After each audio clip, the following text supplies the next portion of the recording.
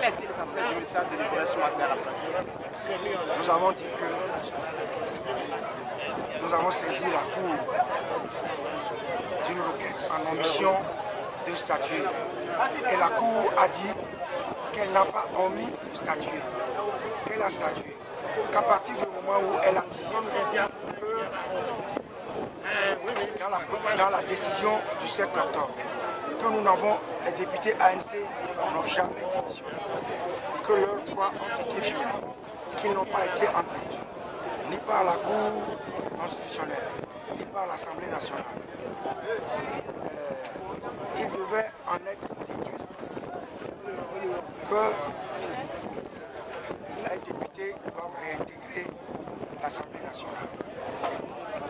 D'autant que la Cour n'a même pas tenu compte des arguments des autorités togolaises selon lesquelles ils ont exécuté en totalité la décision en payant 3 millions de francs CFA à chaque député.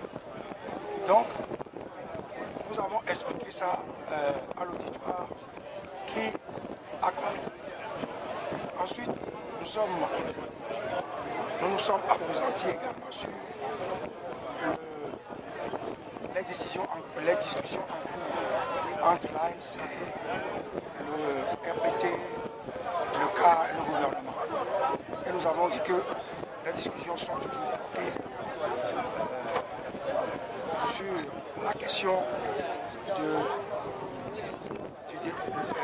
de savoir à quel point vont démarrer les discussions. Est-ce que ça va être la limitation des mandats ou bien un autre point? Et nous avons insisté, nous avons dit que nous maintenons notre position. Les discussions doivent démarrer sur la question de la limitation des mandats. Ensuite, nous sommes revenus également, nous avons abordé la question de la torture et l'impunité. Et nous avons expliqué à l'auditoire que nos enquêtes nous ont permis de savoir, de connaître le commanditaire de l'opération. C'est M. Faure Gnassingbé et l'exécutant, celui qui a modifié le rapport, c'est le ministre de la Justice, le garde des Sceaux, Tchalim Tchichao. Bon, en parlant des dialogues sur des NCKFT au niveau des régimes parlementaires, au niveau des limitations de mandat, qu'est-ce qui a été dit concrètement? Mais nous n'avons même pas démarré les discussions. Les discussions achoppent justement sur le point par lequel nous allons démarrer les discussions. Donc, les discussions n'ont même pas démarré. Est-ce qu'on peut attendre à ce que cela dure bien? De toute façon, nous ne bougeons pas de notre position. Si le RPT maintient sa position, je crois que les discussions sont terminées. Président, lorsque la Cour de justice de la CEDEAO dit être incompétente, expliquez-nous un peu ça, parce que ça sème de la confusion. La Cour n'a pas dit qu'elle est incompétente.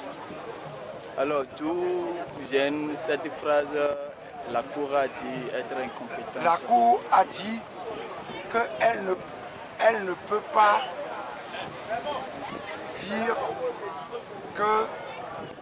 dire explicitement, écrire une phrase pour dire que les députés ANC réintègrent l'Assemblée nationale.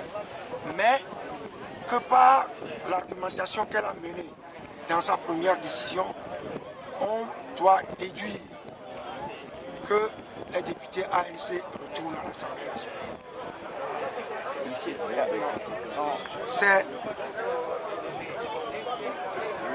la réintégration peut être déduite éventuellement de la décision du 7 octobre 2011.